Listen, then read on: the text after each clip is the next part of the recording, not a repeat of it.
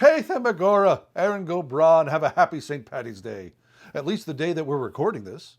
We here at Good News, Bad News pray that all you little leprechauns escape the clutches of the oppressive English. Sláinte!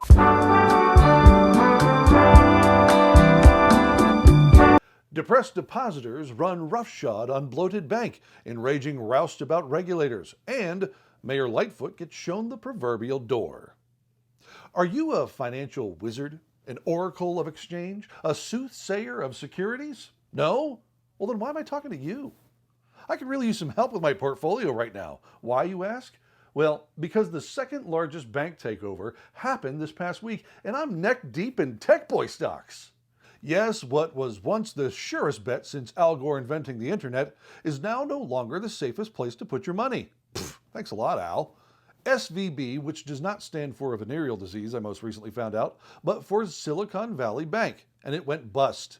Yes, after a rousing round of who took my cheese in San Francisco, a bunch of depositors thought it would be best to remove their dollar bucks from the once lauded financial institution. Such a run on a bank, not seen since 1929, was such a disaster for the mid-sized bank that Big Daddy government, with their infinite and impressive financial acumen, had to step in and take over the struggling institution, leaving us all to wonder, wait, what? Like, what happened? Seriously, should I panic? Do I need my money? You cannot serve both God and money. Got it. Thank you, Lord.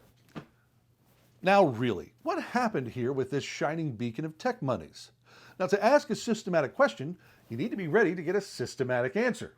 So go with me now, all the way back to COVID 2020, because a lab in Wuhan, China went oopsie boopsie, and the world panicked and shut down. Like really shut down. Like don't go to work and don't do anything shut down.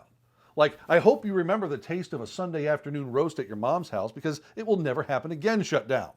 And because of all this shutdowning and non-working, people were all, how am I to pay my bills? And the government was all, don't worry none, here's some monies.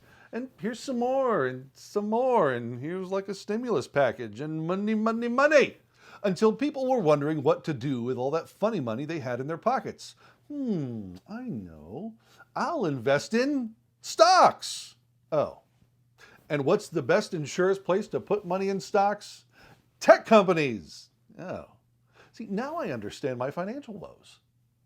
Yes, so many Americans took their big daddy government money and invested it into tech stocks. And when those companies received those funds, what did they do with them? Well, they put them in the bank. What's the number one bank for tech companies? SVB, Silicon Valley Bank Securities, rose from $27 billion in the first quarter of 2020 to $128 billion by the end of 2021. Did you catch that? A mid-sized bank in less than 2 years increased their holdings 10 times.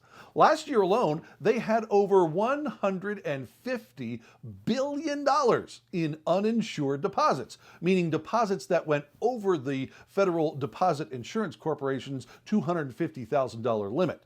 Now, SVB holding that much money isn't really a problem as long as you believe banks take deposits and then hold on to them and squirrel them away in a lockbox. No, banks don't make money that way. They're in the business of lending out that money and investing it. What do you mean the bank is out of money? Insolvent? You only have enough cash for the next 3 customers! Hey,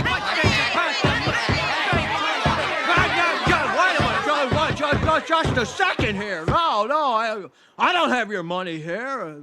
It's in Bill's house and Fred's house. Hey, what the hell you doing with my money in your house, Fred? So now SVB is sitting on a pile of cash, and they've got to put it somewhere. Well, the wizards of wealth looked into their crystal ball and thought the safest place to put it would be U.S. Treasury Bonds. Ah. See, that would have been a really good idea if they did Well, they went with Treasury Bonds. Because there's no way, not under Joe's watch, that inflation will skyrocket. Don't worry, it's transitory. Turns out all that fancy greenbacking has real-world consequences. And when the supply of money goes up, the interest rates go down. Oh, they go up. All right, so now put yourself in SVB's shoes. You had a ton of cash. You're also strangely without a chief risk officer for the past 8 months. And for some reason, inflation is skyrocketing in the night without any afternoon delight. And now the Fed, no, not that one. Yeah, that's the one, is raising interest rates, making your once valued bonds worth about as much as bear poop in the woods. So what do? Be patient, employ sound banking policies, wait out the storm of inflation, and most of all, don't panic. What's that? Oh, that's not what they did?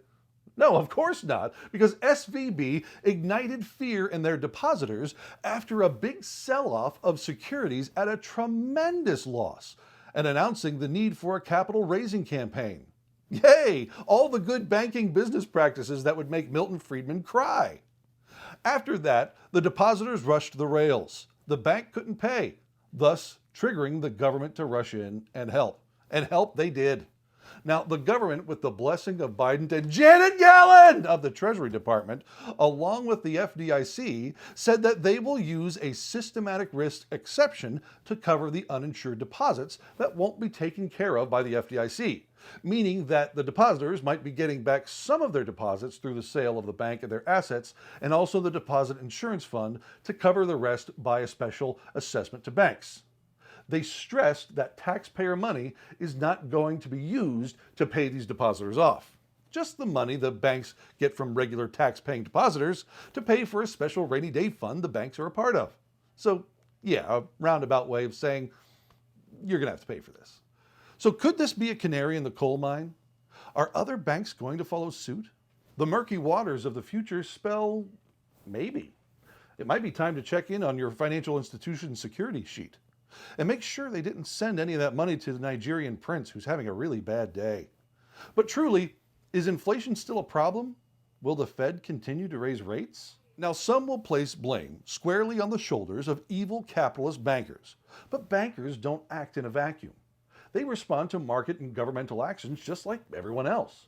And just like everyone else, some are very smart, and some are just stupid and make stupid decisions.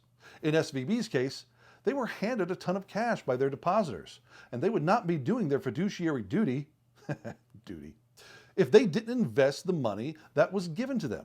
They can't lockbox it because the steady hand of time and inflation will steal away the value of the cash. Now, some people are going to blame all of this on deregulation on mid-sized banks because in 2018, some of the oversight that was considered a need for systematic banking was pulled back on mid-level banks because they don't hold such a systematic threat. And boy, doesn't deregulation just sound so regressive. However, this is one of the maybe handful of banks that have acted this way, and the years after Dodd-Frank landmark banking regulation after the 2008 financial crisis have showed us that governments still spend big, and the Fed still gives out cheap money. And many small to mid-sized banks, if they survive the onslaught of regulation, were backed into many regressive corners that they either consolidated or just downsized. So really, who's to blame in all of this? Well, frankly, everyone. See, these problems don't start the day disaster happens. It starts with a series of bad decisions and or the ability to stave off disaster with better than bad decisions. Cheap, abundant money by both the Fed and the federal government, ne'er the twain shall meet, really don't help anyone. It may feel good to have an extra G in the wallet, but that comes with a side of valuelessness. Risky investments by the public are done primarily because our savings dwindle in the sight of inflation, and some people are just not fit to be banking executives. It's time like these that when we should take a hard look at ourselves. Heck, you vote for these people. Maybe we should do something different. Now, if you're worried about how this will affect our political and business elite, don't worry. Just before the collapse, CEO of SVB, Greg Becker, sold his shares and walked with $3.5 million before disclosing his losses. And trust me, Joe Biden still got his. And in stunning news, Chicago takes a shot at sanity. Democrat Mayor Lori Lightfoot gets shown the door. After years of shutdowns, lockdowns, crime-ups, and Giordano's pizza, Democrat Mayor of Chicago, Lori Lightfoot, lost a bid for re-election recently and is spending her waning days signing useless executive orders and attending heated public meetings. One Chicago native, a reporter, William J. Kelly, sued Lightfoot over her treatment of the press and had a moment to tell the ousted mayor just how he feels. You shut down our schools, you shut down the churches, you shut down the businesses. You did the one thing that I thought could never happen. As somebody who was born and raised on the south side of Chicago, I never thought in my life that I would ever see the city of Chicago brought down so low. I hope that after today's city council meeting, you will pack your suitcase and get the hell out of my city. Now, this was after the mayor pulled his media creds for asking tough questions, like journalists should do. And it seemed to be hurting her re-election campaign. So Lightfoot pulled the creds, but lost anyway. And frankly, good. I mean, let's face it. The result of Lightfoot's leadership was a complete disaster for Chicago. She was terrible on COVID and worse on crime. And frankly, I don't think Chicago could do worse. Although this was Al Capone's town, so uh-oh. In any case, it's good to see journalists who are still out there doing their job, to hold the feet of the power to the proverbial fire. And that sometimes they just need to be shown the door.